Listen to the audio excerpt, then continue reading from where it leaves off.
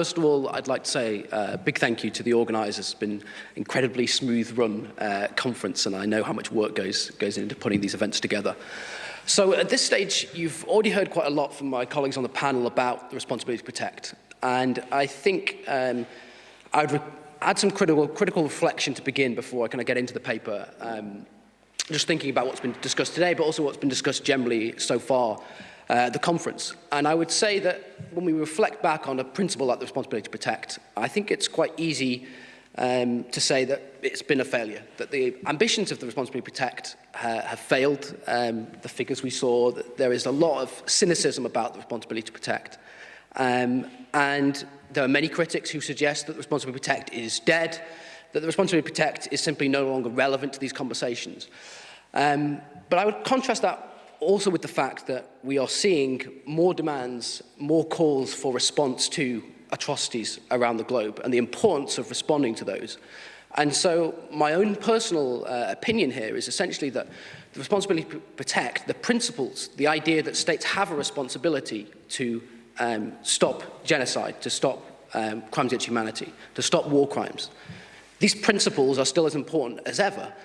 And I think there's a need then to explain why has it failed, to better understand why have we failed so dramatically, and to reflect on those failures, and also to at least have some hope that there are things that we could do better, that we could learn from. And so the purpose of the paper really is to do some of that reflection and to go into and explain what's behind part of this failure. So we've already heard so far that the 2005 UN World Summit document basically created the R2P concept as we understand it. And central to that was obviously the role of the UN Security Council. The UN Security Council was acknowledged as the body is supposed to have this primary responsibility for the maintenance of international peace and security. And as a result of this formal recognition in the document, there's been a lot of controversy, obviously, around the failure of the Security Council to respond. And I'm going to reflect a bit on some of that failure shortly. But essentially what I want to put forward in the paper is the idea that we have to move away from putting our faith in the Security Council. The Security Council can't be seen as the central institution that is going to help us in that fight against R2P. I'm sceptical of the ability of the Security Council to do that, which doesn't mean we should give up, but suggests that we have to look for other avenues than the Security Council itself. So what I want to do is briefly reflect on how we got to this stage in many ways.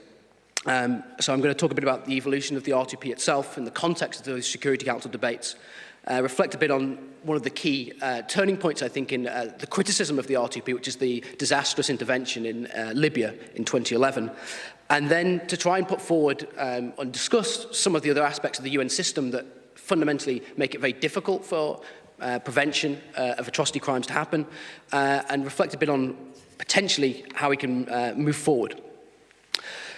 So when we look back at the creation of the R2P itself, it's a norm that basically, first and foremost, was trying to shift expectation about what states should do.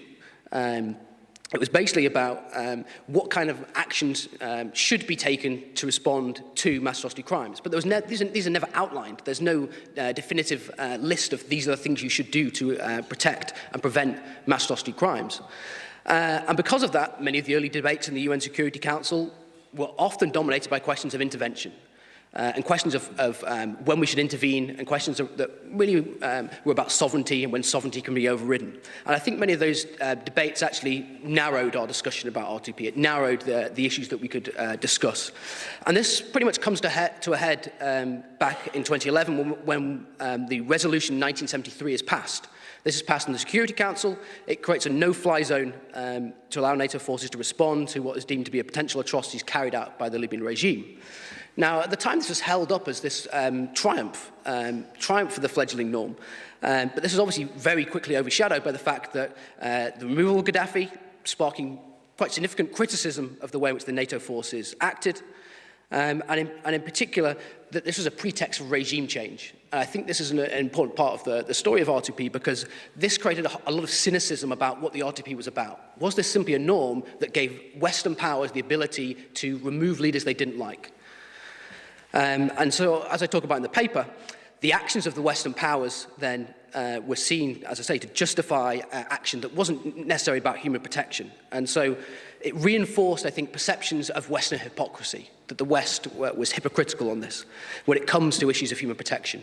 And I quote here from India, who were very critical at the time. They said, "We find several members all too willing to expend considerable resources for regime change in the name of protection of civilians, yet unwilling to provide minimal resources like military helicopters to the United Nations peacekeeping missions." And so I think what's reflected here is that many states make very calculated decisions about when human protection can happen, who deserves that human protection, and there are times when it will make very calculated personal financial decisions not to protect. And so what happens after the Libyan intervention and the following debates over Syria is that states and civil society begin to think about how we can shift the RTP away from the issue of intervention. So we begin to see much more discussion about prevention, Pillars 1, Pillars 2 of prevention initiatives. And I think the knock-on impact of this over time has been increasingly a general reluctance in the Security Council to talk about RTP and talk about what the Council can ultimately do. But at the same time, the beginnings of a discussion about are there things that can still be referred to as RTP that are not simply just intervention? So I'm thinking here of the move to discuss issues, I suppose, like delivering humanitarian aid, poverty reduction, refugee protection. Should we think of these issues as part of the RTP? And if so, then it's likely that the Security Council is not the forum in which to support these issues. And so as I quote Jason Ralph here in the paper, who talks about the importance of constructively going forward, what we're going to do, we're going to have to recognise that the Security Council is not the only kind of community of RTP practice, and that military intervention is not the only means of properly discharging the RTP, and that we have to think about other ways that move us beyond the confines of the Security Council. And there's a number of reasons for this, and I just want to say something briefly, obviously, about the dysfunction of the Security Council we currently see. We're living through a period in which the Security Council is dysfunctional on many levels. Even long before the full scale of invasion of Ukraine, the Council has been divided, and this division has significant consequences. Most prominently, these tensions have a knock-on impact on what the Security Council is able to address. So this is evidenced by things like member states blocking and limiting briefings on human rights situations. We've seen that in the case of Myanmar that was mentioned yesterday, as well as pushback on the extent to which human rights situations should fall under the Council's mandate itself. And so consequently, despite this increased emphasis on the centrality of prevention activities to supporting the responsibility to protect, as I argue, the Security Council's role as this supposed prevention forum, I think, is no longer justifiable or sustainable to focus our attentions here. And again, I'm quite critical in the paper of the dominance of debates around reform initiatives, in particular in the Security Council, that we've seen in the RTP literature, in which we should spend our time thinking about how we reform the Security Council. We should think about how we create some sort of mechanism to hold the Council to better account. Unfortunately, I'm very sceptical of these ideas. I think that that's, to some extent, a waste of diplomatic energy, because I just don't see the Security Council as being the greatest actor in this. So I'm quite critical, as I say in the paper, of the limitations of the reform agenda literature in relation to the RTP, and the need to reject the idea that simply redefining decision-making powers within the Council can be some sort of silver bullet to the RTP's implementation problem. So taking that on board then, what other options do we have? So the first thing I do is look more broadly in the UN system. What other mechanisms, what other forms are there, and are they any more useful? So there's been quite a lot of scholarship recently about the role of the General Assembly. The General Assembly, you could argue, is much more representative, given that all members are represented, all 193. So what could the General Assembly do more of in terms of supporting prevention activities? Well, it has a number of roles to play, you might suggest. It provides recommendations to the Council, it can take steps to investigate atrocity crimes, and it can push for appropriate legal methods and judicial proceedings. It can reinforce the work of independent international fact-finding missions, passing resolutions, urging governments to comply with findings and recommendations, some of which we saw in the case of Syria, and was very critical of the Security Council's performance. We've also seen this in regard to North Korea in late 2014. So, coupled with its more representative makeup, the General Assembly will most likely be required to play a more critical role. Now, despite this, and despite those aspects that I think are positive in a number of ways, the General Assembly itself has a number of quite significant limitations. There's calls for it to do more, but ultimately, a central challenge moving forward is how to redefine this role of it not just being a forum for discussion, of discourse. How can it be recognized as a more important collective security actor? There are many states at the UN who want to see it be more proactive, but I think so far there's certainly not enough evidence to suggest that. And so, despite high-profile deadlock in the Security Council, so far I don't see enough evidence to suggest that the General Assembly either is necessarily the forum to provide greater support for prevention. Outside of that, there's obviously other institutions. The Human Rights Council we heard a bit about yesterday, and also the use of so-called ARIA formula meetings.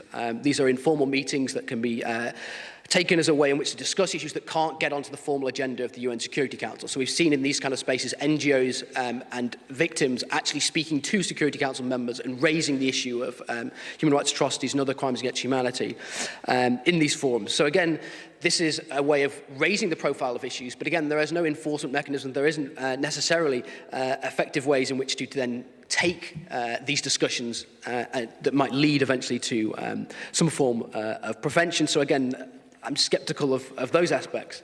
And so when I look at the UN system as a whole, you might suggest there's not much to be supportive of, because there are many institutional barriers that make it difficult to get past, as I say, the limitations of what we have. And I think this is quite well reflected in the comments of the former R2P Special Advisor, Karen Smith, who recently talked about her experience as being the Special Advisor for R2P within the UN. And she talked about in particular, and I think this has been raised earlier, that the way in which the UN has very different competing agendas, and that these are often major obstacles to addressing atrocity crimes, whereby atrocity prevention is often treated as some sort of afterthought, as an annoyance, a distraction from what is regarded by powerful entities as the most important business of the UN, political and humanitarian affairs. And so much of the concern is shaped by perceptions that the mention of atrocity crimes may have a negative impact on future negotiations, can be seen as some sort of unwelcome interference. And unfortunately, this just reinforces the issue, the principal issue for human protection in the UN system, whereby the UN will often have these multiple and sometimes competing priorities when it comes to engagement with troubled states and societies. And the result, the system typically addresses atrocity crimes in a very ad hoc fashion, as we heard earlier, seeing them as just an extension of its work on protection of civilians, human rights, humanitarian affairs. And so it's often the case that atrocity prevention concerns are not prioritized when atrocities are imminent, as we've heard so much of across the conference so far. So that then leads me to say, well, are there any spaces beyond the UN system? And so this leads me to look into the role of obviously regional organizations. Can regional organizations themselves be any more effective? So what have we seen so far from regional organizations? As I say in the paper, it's quite likely that we'll increasingly see the role of regional organizations if the Security Council is not willing to step up. We saw this mentioned in the Secretary General's report about the idea of regional, sub-regional arrangements in implementing the R2P, noted that energetic implementation efforts by regional and sub-regional organizations can bring added value to each of the three pillars of R2P. So while different actors have interpreted elements of the R2P in contrasting ways, there has been some evidence of regional organizations and states working to support early warning by incorporating mass atrocity prevention into legislation, formal institutions. This has seen specific regional actors making use of the proximity and trust with neighbouring states to help provide things like greater humanitarian aid, for example. However, there's certainly evidence that these ad hoc diplomatic arrangements, while maybe a useful way to add some forms of protection, very limited as it might be, there's huge gaps still when it comes to overt protection and prevention. And furthermore, this divide in regional organizations over the principle of non-intervention still continues to be a significant stumbling block, even for seemingly less intrusive forms of prevention. But as I reflect in the paper, I think that we will see regional organizations have a greater role in terms of responding to mass atrocity crimes, simply because the Security Council will remain so divided. So, unfortunately, the paper has a quite depressing conclusion, ultimately, that there are very few institutions that I feel confident in suggesting can step up to the plate and reach the ambitions of what the original 2005 document hoped to achieve, and that the ambitions of those involved in the project around R2P. So as I talk about in the paper, I'm not completely pessimistic. I believe that the notions that sovereign states and international community have a responsibility to protect have lineages that go much further back than 2005 and 2001, that there's something core to that idea, a belief in the importance of responding to mass atrocity crimes. And as a result, the breakdown in multilateralism between major powers and the Security Council forces us to think more expansively about what more can we do, and to think more expansively beyond the UN Security Council and even potentially beyond the UN system. But as I conclude, essentially, I think it's most likely that the application of the R2P is going to have to happen beyond the Security Council, and this is going to have to involve both top-down and bottom-up initiatives, supported by not just the UN system, but actions of regional organizations, and increasingly the role of individual states, but more importantly, the role of civil society, and that we, as members of the civil society, have a responsibility, as I think this conference represents, in raising these issues and doing more to pressure our own states on these issues. So I'll leave that there. Thanks very much, everyone.